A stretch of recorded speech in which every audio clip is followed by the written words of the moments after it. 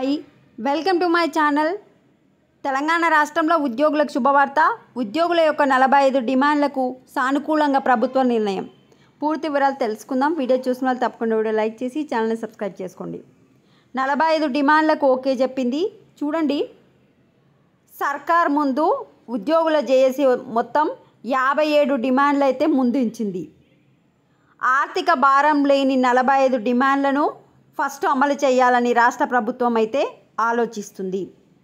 ఇక ఆర్థిక భారం పడే మిగిలిన 12 డిమాండ్లను మాత్రం దశల వారీగా అమలు చేయాలని భావిస్తున్నట్లు సమాచారం. మనకు ఈ మధ్య ఉపాధ్యాయుల ఉద్యోగుల సమస్యల పరిష్కారానికి ఏర్పాటైన త్రిసభ్య కమిటీ ఈ నిర్ణయం అయితే తీసుకుంది. ఉపాధ్యాయుల డిమాండ్లను 2 కేటగిరీలుగా విభజించింది. ప్రభుత్వానికి ఆర్థిక భారం లేని ఒక విభాగం, ప్రభుత్వం మీద ఆర్థిక భారం పడే డిమాండ్లను ఒక విభాగం, అంటే 2 కేటగిరీలుగా చేసింది. ఫస్ట్ కేటగిరీ వచ్చేసి ఈ 45 డిమాండ్లు ఆర్థిక భారం లేనివి. సో వీటిని గవర్నమెంటు సానుకూలంగా అయితే స్పందించింది. ఆర్థిక భారం లేని 45 డిమాండ్లలో ఒక కేటగిరీలో ఏంటివంటే వేతన సవరణ, పెండింగ్ డిఏలు, పాత పెన్షన్ స్కీమ్ అమలు, రిటైర్మెంట్ బెనిఫిట్స్ చెల్లింపు, రాయితీలు, గృహ నిర్మాణ సౌకర్యాలు వంటి 12 కీలక డిమాండ్లు మరో కేటగిరీలో చేర్చిరు. ఇవి చెప్పినవి కాకుండా మిగిలినవి అన్నీ ఒక కేటగిరీ. ఈ 12 మాత్రం ఇంపార్టెంట్ మాత్రం ఒక కేటగిరీ. ఫస్ట్ ఈ 12 కాదు, ఫస్ట్ 45 అయితే గవర్నమెంటు ఆర్థిక భారం లేనివి సమస్య పరిష్కరిస్తామని అయితే చెప్తుంది.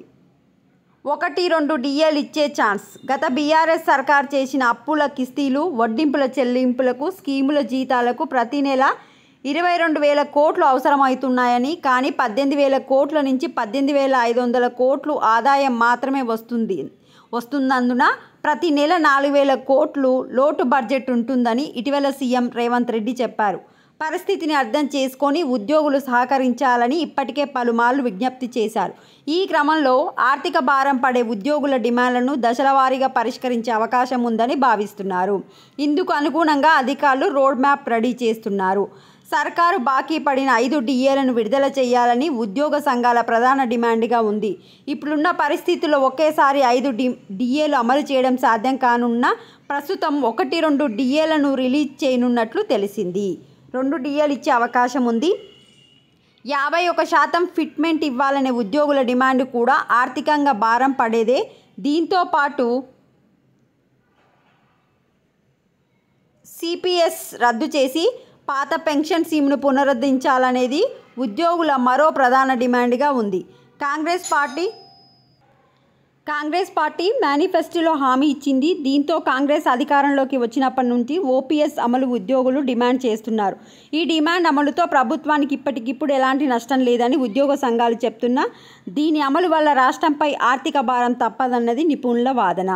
దీంతో ఈ డిమాండ్లపై రాష్ట్ర సర్కార్ ఆచితూచి నిర్ణయం తీసుకునే అవకాశం ఉంది.